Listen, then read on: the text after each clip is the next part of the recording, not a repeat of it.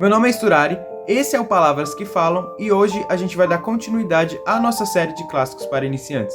Se você não conhece o canal, convido você a conhecer porque a gente fala sobre literatura clássica, teoria literária e também escrita criativa.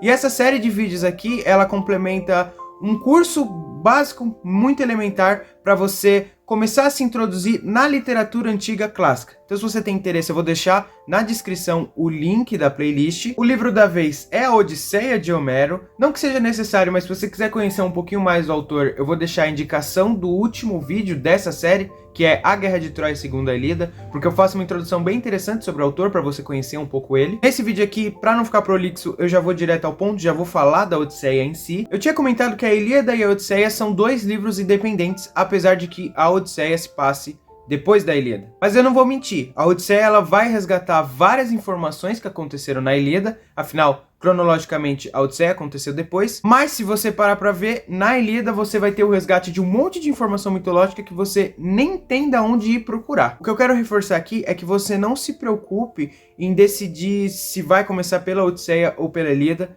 Eu, como eu disse no último vídeo, acho que a Ilíada é mais fácil de consumir pela história, porém a estrutura narrativa da Odisseia é muito tranquila e é muito parecida com o que a gente tem num romance atual. Não só isso, a Odisseia ela tem uma história que é mais instigante, é mais divertida. Não tem como negar porque é uma aventura muito criativa, uma aventura dentro do imaginário dos gregos, então é uma coisa muito interessante de se consumir. A Odisseia ela vai contar a história do herói grego Odisseu, que também vai receber o nome de Ulisses em algumas narrativas. Esse livro ele vai acontecer muitos anos depois da Guerra de Troia. O que aconteceu foi o seguinte: após a Guerra de Troia, Odisseu obviamente resolve voltar para suas terras, que é Ítaca, onde a sua esposa Penélope e o seu filho Telêmaco o aguardam. Mas os deuses gregos acabaram tendo outros planos para ele, na verdade até abandonaram ele de certa forma, e durante toda essa jornada de volta ele vai enfrentar inúmeros obstáculos. Então, de novo, por isso que é um livro divertido de se consumir, é uma aventura, e todo esse retorno dele demora 10 anos. Presta atenção nesse detalhe, o Odisseu ele ficou 10 anos batalhando lá na Guerra de Troia, e demorou mais 10 anos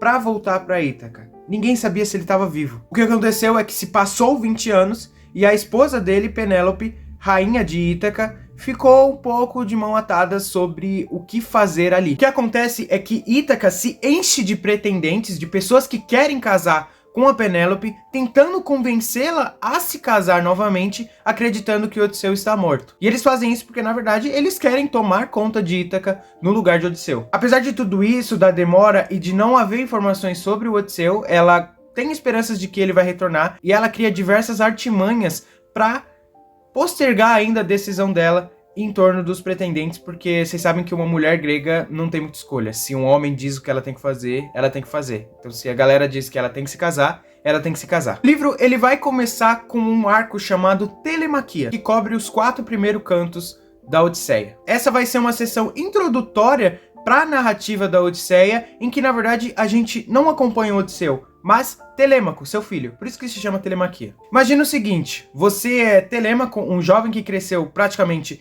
sem a presença do seu pai, vive lá em Ítaca, é um menino que é extremamente inseguro e inexperiente, que não teve contato com a guerra, não é um grande herói como seu pai foi, e ele tá numa situação em que a sua casa está lotada de pretendentes querendo comer a sua mãe. Nisso, obviamente, o Telêmaco sente necessidade de entender o que aconteceu com o pai dele, se morreu ou não, o que houve, e com a ajuda e o incentivo de Atena, ele acaba embarcando numa jornada para buscar informações sobre o pai dele. É muito legal que a Odisseia, antes de começar a sua grande aventura, sua grande Odisseia, tem uma pequena história, uma pequena aventura, pra gente já ir se adaptando com a narrativa dela. Então isso é muito legal. Telêmaco ele vai visitar diversas cidades gregas em busca do pai dele. Por exemplo, ele vai lá pra Pilos, onde vai ter o rei Nestor, que é um antigo companheiro do Odisseu lá na Guerra de Troia. De novo, se você já leu a Guerra de Troia, você vai reconhecer alguns nomes que estão sendo citados. Depois que ele conversou com o Nestor, viu que não ia tirar muita informação, ele vai até Esparta, fala com Menelau e a Helena, onde ele tira informações que revelam o desfecho da Guerra de Troia, o que é muito interessante,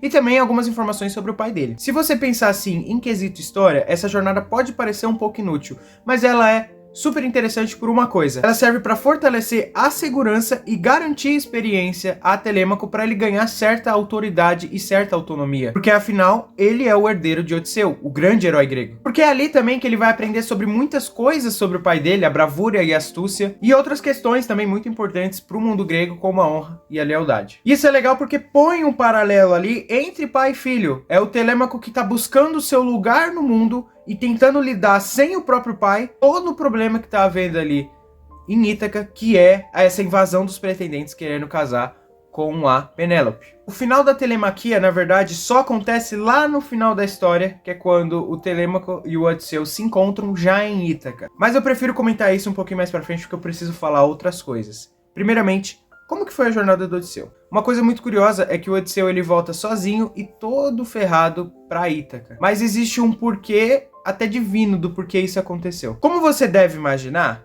o Odisseu encontrou diversas criaturas mitológicas durante essa aventura. A Circe, o Ciclope Polifemo, as sereias, mas eu quero chamar a atenção pro episódio do Polifemo que acontece lá no canto 9, que é uma coisa elementar para a história. O Polifemo, só para contextualizar, ele é um ciclope e os ciclopes são filhos de Poseidon. Durante a viagem, quando o Odisseu e sua tripulação atracam ali na baía onde tem a ilha de Polifemo, eles são capturados pelo ciclope e são comidos um por um. Presos na caverna e sem uma fácil solução de como escapar desse ciclope, o Odisseu ele tem uma ideia. Primeiramente, ele oferece vinho ao ciclope, que nunca tinha bebido, e acaba embriagando. O Polifemo ali, meio bobinho, até pergunta quem é que é essa pessoa que tá lhe oferecendo vinho, porque ele quer garantir que essa vai ser a última pessoa quem ele vai matar.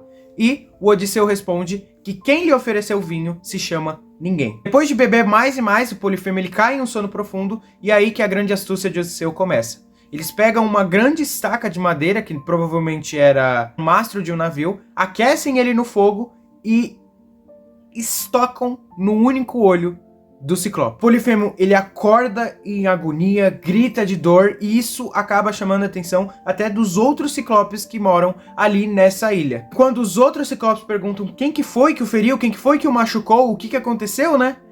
O Polifemo responde que ninguém o machucou. Então, os Ciclopes simplesmente o ignoram. Isso que é muito legal, né? O Odisseu ele é um personagem muito astuto, muito esperto, como você agora pedindo aqui o like e a inscrição, porque pelo amor de Deus, você assistiu até aqui e não gostou do canal? Isso garantiu pro Odisseu a fuga fácil, porque agora o Ciclope era cego e ele podia escapar. Mas, como ele é muito safado, ele não queria sair sem se vangloriar dessa vitória. O problema é esse, o Odisseu ele revela seu verdadeiro nome para Polifemo, o que desencadeia a ira do Ciclope. Lembra que eu falei que os Ciclopes eram filhos de Poseidon? E aí, o Polifemo chega pro pai dele e fala pra amaldiçoar Odisseu. Esse que é o ponto. Um dos principais obstáculos de Odisseu, sem dúvida nenhuma, é Poseidon. A verdade é que o Ciclope, ele pede pro pai dele matar Odisseu. Mas, como ele sabe que não é assim que funciona as vontades dos deuses, ele diz que, se Poseidon não pode matá-lo, pelo menos atrapalhe ele o máximo possível. Afinal, a gente tem que lembrar que tanto Zeus como Atena queria que o Odisseu voltasse para Ítaca. Poseidon não podendo matar o Odisseu, ele resolve simplesmente só atrapalhar a viagem. E por que isso é muito importante? A verdade é que o Odisseu ele vai se ferrar muito nessa história e todos os companheiros dele vão morrer. Esse episódio é muito legal para você reparar até nas características do Odisseu. Porque o Odisseu, ele é um cara extremamente vaidoso, extremamente orgulhoso e muito safado. Na Odisseia, ele é pintado como herói. Mas eu vou deixar um adendo aqui muito curioso, é que quando você for consumir outros textos que não for do Homero, vocês sempre vão ver o Odisseu, ou Ulisses, como o maior filho da puta de todos. Porque ele é um enganador nato. A Odisseia ela termina com o retorno de Odisseu a Ítaca, mas não só isso. Ele também restaura a paz naquele local. Sabendo dos problemas que havia com os pretendentes ali, afinal o Odisseu e o Telêmaco já tinham se encontrado, o Odisseu ele vem disfarçado de mendigo e começa a tramar planos para se livrar dos pretendentes lá no seu palácio. E aqui o Odisseu chega a ser até cruel, porque ele testa muito a lealdade de seus antigos servos para saber se ele vai poupar essas pessoas ou não. Quando o Odisseu ele se revela, ele elimina todos os pretendentes na faca mesmo, e inclusive todos os seus servos que foram infiéis a eles, mesmo que eles tiveram que esperar 20 anos para o cara voltar. É claro que isso vai dar um grande problema, porque um monte de filhos de nobres de Ítaca e das ilhas em volta morreram. Mas a Atena chega e fala, galera, ele é filho do homem, então ele pode fazer o que ele quiser. E acaba apaziguando toda a situação. Enfim, a Penélope vai reconhecer Odisseu e aí tem todo aquele desfecho muito bonitinho de felicidade e de alegria, amor e paixão, coisa boa. E claro que a notícia de que o regresso de Odisseu aconteceu vai se espalhar e a ordem é estabelecida. Apesar de ter esse desfecho feliz, porque a Odisseia termina com a paz estabelecida, a gente sabe que Odisseu ainda tem umas coisas para resolver, né? Primeiro que o BO com o Poseidon ainda não foi solucionado muito bem. Ele tem que dar sacrifícios, as hecatombes que eles chamam, né? Pra resolver essa situação. Não só isso, ele ainda vai precisar lidar com os pretendentes mortos, né? Porque tem muitos parentes aí que ficaram sem filhos. Mas a Odisseia resolve terminar com esse final feliz. Uma chacina e muito amor. A Odisseia é muito legal porque ela complementa muito o seu imaginário grego. Diferente da Ilíada, que foca mais na relação de deuses e homens, aqui a gente vê a mitologia mesmo em si tomando forma, esse mundo sendo criado na nossa frente, e isso é muito mágico. Você vê como é que funcionam esses personagens icônicos, vê como é que o mito é criado, é muito interessante. E a Odisseia, apesar de ter personagens que são simples, ela consegue debater temas universais muito íntimos do ser humano, né? Tipo, a busca por identidade por parte do Telêmaco, a resiliência da Penélope também é muito legal de acompanhar, a importância da família pro Odisseu também é muito interessante, além de ser uma grande influência para a cultura ocidental no geral. Sobre as traduções, eu vou manter as mesmas. Confio muito nessa da Nova Fronteira, que é feita pelo Carlos Alberto Nunes. A do Carlos Alberto Nunes, para mim, ela é a melhor tradução, porque ela se adequa aos moldes do verso grego muito bem. Você tem a do Frederico Lourenço, que é uma tradução muito interessante para quem tem medo de ler, mas quer consumir, porque é uma tradução muito facilitada. E você também tem a do Trajano Vieira, que eu não li, mas ela é premiadíssima e todo mundo fala bem. Um adendo que eu esqueci de dar, inclusive sobre as traduções, que um amigo meu tinha comentado no último vídeo, é uma tradução a se evitar, que é a do Dorico Mendes. Essa tradução do Dorico, ela é um desserviço. Eu li a Eneida na tradução dele e desgostei muito, porque ele é uma tradução criativa, né? Ele usa muito arcaísmo. E o que é o arcaísmo? Ele cria palavras novas a partir do molde das palavras antigas. Então, tipo assim, ele vai pegar uma palavra grega que significa dedos rosas, vai falar dedrósias, e você vai pesquisar dedrósias, você não vai conhecer. Se você não tem conhecimento de língua clássica, vai ficar muito difícil, porque esse exemplo que eu dei é muito simples, né? É fácil de você fazer uma comparação, mas ele vai pegar umas palavras que, se você não conhecer o radical do grego ou o radical do latim, você não vai conseguir nem ter ideia do que ele está falando.